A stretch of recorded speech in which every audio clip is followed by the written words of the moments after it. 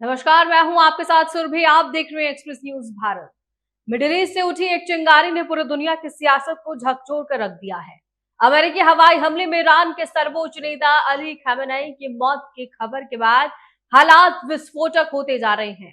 Tehran में मातम है, सड़कों पर लोगों का गुस्सा है और दुनिया भर में विरोध प्रदर्शन तेज हो चुके हैं।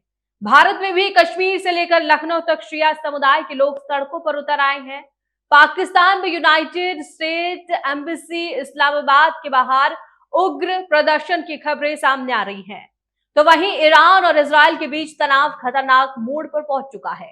खाड़ी क्षेत्र, खासतौर पर कतर और यूनाइटेड अरब अमीरात और लेकर कई बड़े दावे किए जा रहे हैं। सवाल कई हैं कि क्या यह सिर्फ एक सैन्य कार्यवाही थी या पूरी दुनिया को जंग की तरफ धकेलने वाला एक फैसला। क्या अब अमेरिका और ईरान सीधे आमने सामने हो चुके हैं?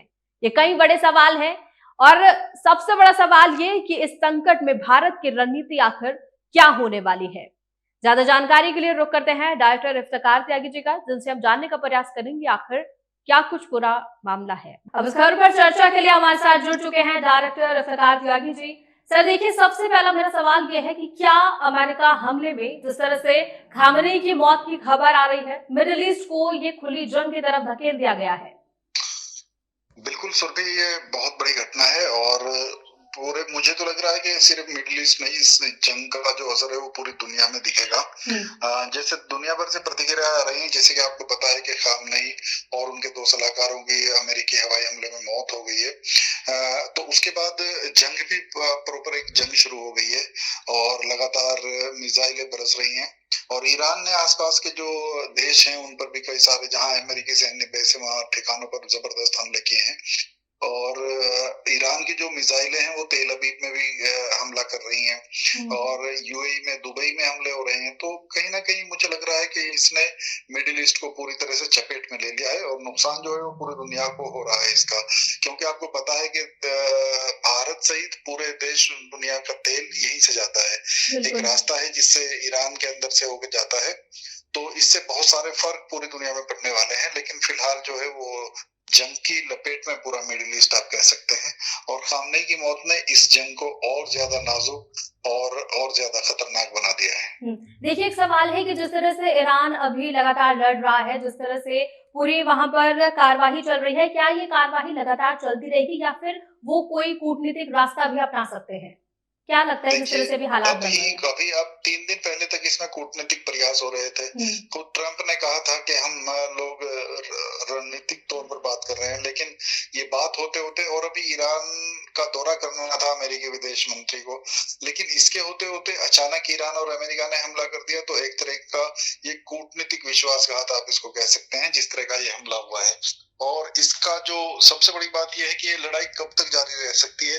देखिए, अमेरिका वहां पर रिजीम बदलना चाहता है, अमेरिका वहां पर शासन बदलना चाहता है। बेसिकली अमेरिका जो स्वयंभू दादागिरी करता है, अभी देखिए कुछ दिन पहले ही वेनेजुएला के राष्ट्रपति को उठा लिया था, तो उस तरह का वो वहां पर पूरी दुनिया में वो दादागिरी जो है अपनी स्वयंभू दादा बनना चाहता है।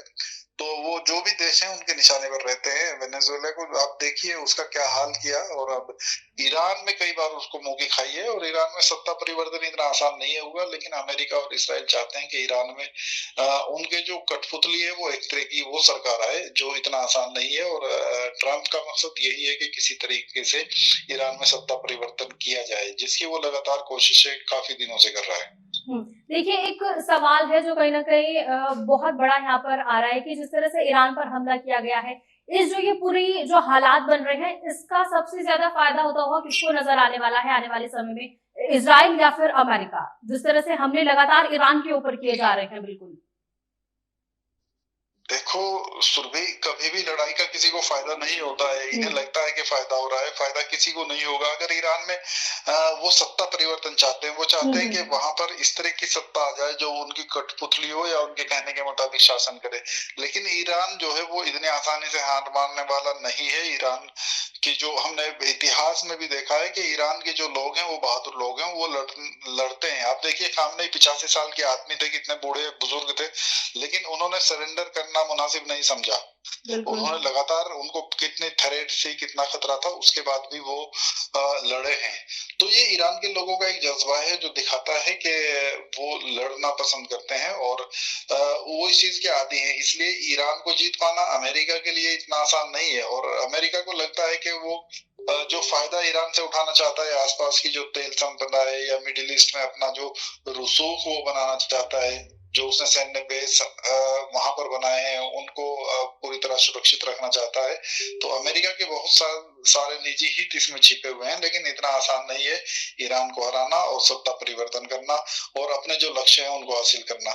मुझे लगता है कि अमेरिका भी इस जंग को लंबा नहीं खींचना चाहेगा, क्योंकि उसको फिलहाल उन्होंने खामनेई को उनके हिसाब से उन्होंने खामनेई को जो मार दिया है तो उसके हिसाब से उन्हें लगता है कि उनका मकसद पूरा हो गया, लेकिन ऐसा नहीं है। ईरान ने बहुत जल्दी, उनको पता था ये सब चीजें थी तो उन्होंने अपना प्लान भी पहले से ही तैयार कर रखा है। इसलिए ईरानी लोग जो है वो सड़कों पर है, लड़ रहे हैं और ईरान में 40 दिन का शोक घोषित किया गया है। और इसके साथ ही मैं बताता चलूं कि खामनेई का जाना भारत के लिए भी बहुत बड़ा झटका है, क्योंकि खामनेई जो है वो भारत के बहुत बड़े अच्छे मित्र थे और हर ऐसे मंच पर उन्होंने भारत को सपोर्ट किया है जहां जरूरत थी। कश्मीर मुद्दे पर भी उन्होंने भारत का समर्थन किया था। तो एक ऐसा मुस्लिम मुल्क जो खुल्लम खुल्ला भारत के साथ था, उसके सर्वोच्च नेता का चला जाना भारत के लिए भी कहीं ना कहीं बहुत बड़ा झटका है। जी, देखिए एक सवाल ये भी है कि अगर ये टकराव लंबा खिंचता है तो आपको क्या लगता है कि जो अमेरिका की वैश्विक छवि है उस पर कितना असर पड़ने वाला है इसके बाद जो ये अभी फिलहाल हालात बन रहे हैं? बिल्कुल, देखिए अमेरिका जो है उसका अपना एक एजेंडा है, वो अपने मतलब की सब जगह सरकार चाहता है। आप देखिए, आप बांग्लादेश में देखिए, वहां से उन्होंने शेख हसीना को अपदस्थ करा दिया है क्योंकि वो अमेरिका की बात नहीं मान रहे थे। अब पाकिस्तान आप देखिए, इमरान खान ने जब अमेरिका की बात मानना बंद किया तभी उन्होंने उनकी सत्ता परिवर्तन करवा दी। तो अमेरिका जो है वो चाहता है कि सिर्फ दुनिया भर में वही सरकारें चलें जो अमेरिका की गुलामी करें, अमेरिका की हाँ में हाँ मिलाएं। तो ठीक इसी तरीके उसके, अभी मैंने आपको उदाहरण दिया वेनेजुएला का, अभी वेनेजुएला में भी उन्होंने इस तरह की चीजें की है। तो अमेरिका पूरी दुनिया पर अपनी दादागिरी थोपना चाहता है और वो किसी हद तक कामयाब भी हो रहा है, क्योंकि अमेरिका के खिलाफ एक बड़ा कोई इस तरह का मोर्चा अभी नहीं है। अब आप देखिए भारत पर उसने कितना प्रेशर बनाया, कितने सारे टैरिफ और भारत की कितनी किरकिरी उसने की कि भारत पाक युद्ध जब ऑपरेशन सिंदूर चल रहा था तो उसने पहले ही ट्रम्प ने ट्वीट कर दिया कि हम लोगों ने युद्ध रुकवाया है और जो युद्ध नहीं रोकते तो मैं टैरिफ लगा देता हूँ। इस तरह की चीजें हैं जो अमेरिका दुनिया भर में अपनी वो एक दादागिरी स्थापित करना चाहता है, लेकिन कहीं ना कहीं अमेरिका की जो छवि है उस पर इसका बहुत गलत असर पड़ रहा है और कभी ना कभी लोग इकट्ठा होंगे अमेरिका के खिलाफ। जी, बिल्कुल। देखिए एक अहम सवाल कि जिस तरह से पूरा मिडल ईस्ट में यह हाहाकार मचा हुआ है, लगातार वहाँ पर इस तरह से युद्ध के जो वहाँ पर बन रही हैं पूरे के पूरे, तो इस पर आपको क्या लगता है भारत को इसका क्या कुछ इस पे असर पड़ सकता है जो वहाँ पर मिडल ईस्ट में फिलहाल हो रहा है? देखिए, जैसे मैंने आपको अभी बताया कि ये सिर्फ मिडिल ईस्ट की लड़ाई नहीं रह गई है, इससे देश और दुनिया, पूरी दुनिया प्रभावित होने वाली है इस लड़ाई से। इसका कारण ये है कि देखिए अभी जैसे आपने बताया भारत में लखनऊ से लेकर कश्मीर तक जबरदस्त प्रदर्शन हो रहे हैं। भारत के लोगों में चलिए प्रदर्शन, शांतिपूर्ण प्रदर्शन हो रहे हैं, लेकिन पाकिस्तान में अमेरिकी दूतावास पर धावा बोल दिया है। कराची की जो एम्बेसी है अमेरिका की, वहां पर 9 से ज्यादा लोगों की मौत हो चुकी है। तो लोगों में गुस्सा है और लोग अपना गुस्सा जाहिर कर रहे हैं। हालांकि लोगों को शांतिपूर्वक ही ये सब चीजें करनी चाहिए, लेकिन दुनिया भर में इस तरह की प्रतिक्रियाएं सामने आ रही हैं, तो कहीं ना कहीं मिडिल ईस्ट से बाहर भी इसका बड़ा जो कुप्रभाव है, इसका जो गलत असर है वो पड़ने वाला है और दुनिया भर के बाजारों में इसका बड़ा प्रभाव पड़ेगा। तो कहीं ना कहीं आर्थिक मोर्चे पर भी इस युद्ध का जो अब तक जो हालात हुए हैं उसका नुकसान साफ नजर आएगा। और बाकी राजनीतिक तो आप देख ही रहे हैं कि इतनी जल्दी ईरान में सत्ता परिवर्तन हो जाए, ये इतना आसान नहीं है। ईरानी लोग जो है वो जज्बे के साथ लड़ रहे हैं और ईरान जो है वो लगातार दावा कर रहा है कि वो अब इस लड़ाई को अंत तक ले जाएगा। तो इसका मतलब ये है कि लड़ाई जो है वो बड़े खतरनाक मोड़ पर भी जा सकती है। बिल्कुल, बहुत बहुत शुक्रिया आपका तमाम जानकारियों के लिए। देखिए फिलहाल मिडिल ईस्ट से लेकर दक्षिण एशिया तक हालात बेहद संवेदनशील बने हुए हैं। खामेनी की मौत की खबर ने वैश्विक सियासत में हलचल भी मचा कर रख दी है और आने वाले कुछ घंटों में निर्णायक भी साबित हो सकते हैं।